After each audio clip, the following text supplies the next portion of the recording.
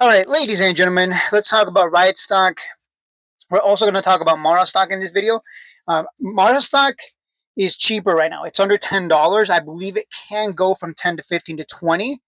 Mara stock, don't forget that Mara stock is building out their infrastructure for the AI side of things still, right? That for some reason people think that when a company is going to build out infrastructure, they think that like they just I guess there's like a really giant printer and they press a button and boom, it just spawns into out of thin air. Like it just boom, we just get all the infrastructure needed for AI. Everything, all the people get hired, poof, out of nowhere. They just hired hundreds of employees just randomly spawning, I guess, out of thin air. Businesses like this take a while to play out. Businesses like this take a while to build out. So with regards to Mara and Riot, it's pretty much the exact same thing. Bitcoin miners pivoting into AI infrastructure, all that good stuff. So literally, I think you can buy either or. Mara stock is the cheaper one. Riot stock here, I think it's a buy and accumulate under 15 and hold it for all-time highs or previous highs, not all-time highs, previous highs here at 24. And then if it goes beyond to 30, 35, then, more money for you.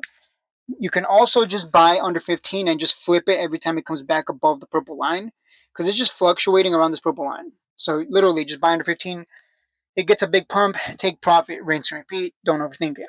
So keeping it short, sweet, to the point with Riot stock because we know that one like the back of our hand. Mara stock, dude, $10. This is so stupid. You know why this is stupid? Let me tell you why this is so dumb. This is dumb because Mara and Riot were both at $24, right? Look at that. They were both at the same price at one point. But Mara dumped harder, I believe, because of the dilution, if I recall correctly. But that doesn't change that it's literally the exact same thing as Riot in the sense that it's the same setup. Pivoting into AI infrastructure. Gonna take a while to build that out, right? Gonna take a while to hire the employees. It's gonna, right?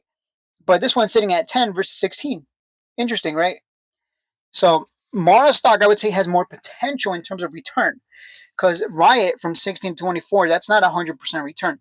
Mara here under $10, from $10 to 24, that's 140% return. So there's more to be made here with Mara if you're willing to take on a little bit more risk.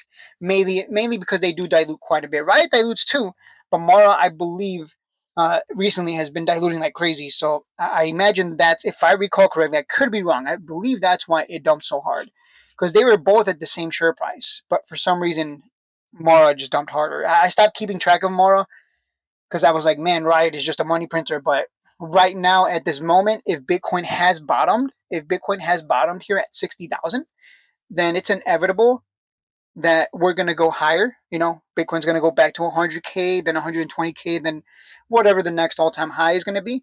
And that should mean that Mara, CLSK, and all the other Bitcoin mining stocks that follow Bitcoin's price action should go back to 20 and beyond. So I think Mara stock a little riskier because of the dilution factor and how much they dilute, but more potential return. Riot stock, if you want to keep it safer, buy Riot stock. But the potential return might be less, mainly if it's going to make the move back to 24, which we would expect, right? Bitcoin goes back to 120K and then higher. We would expect Riot and Mara to do the same.